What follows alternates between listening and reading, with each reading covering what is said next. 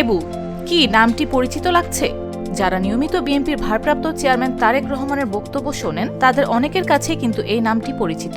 হ্যাঁ, ঠিকই ধরেছেন, তারেক রহমানের আদরের পোষা বিড়াল জেবুর কথাই বলছি। সামাজিক যোগাযোগ মাধ্যমে তারেক রহমানের ব্যস্ততার ফাঁকে বিড়ালের সঙ্গে খুনসুটি করার ছবি আগেও ভাইরাল হয়েছে বহুবার। প্রাণীর প্রতি তার ভালোবাসা বিভিন্ন সময় প্রশংসা কুড়িয়েছে।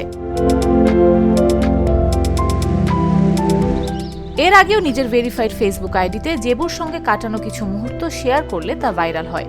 এভাবে বিএনপি নেতাকর্মী থেকে শুরু করে সাধারণ নেটিজেনদের মাঝেও পরিচিতি পেয়েছে জেবু। বলা যায় সোশ্যাল মিডিয়ায় জেবুর ফ্যান ফলোয়ারও কিন্তু কম নয়।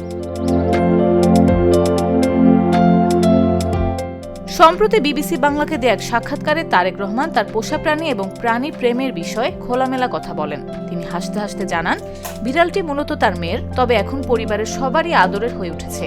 সেই সাক্ষাৎকারে তিনি বিড়ালের নাম জেবু বলেও উল্লেখ করেন। বিড়ালটি এটা আমার মেয়ের বিড়াল প্রথমত, ও এখন অবশ্য সবারই হয়ে গিয়েছে, আমরা সবাই ওকে আদর করি। বিষয়টি এরকম, শুধু বিড়াল নয়, আমি এবং আমার ভাই যখন ছোট ছিলাম আমাদের একটি ছোট কুকুরও ছিল।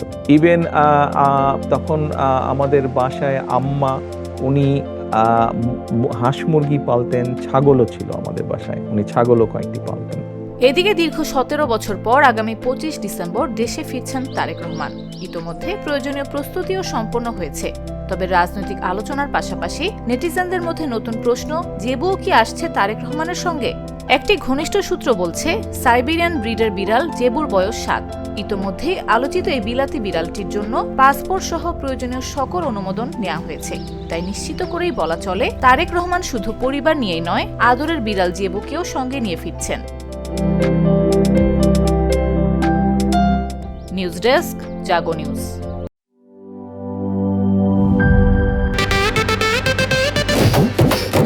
একটা ড্রিঙ্কও আমারে দিবা?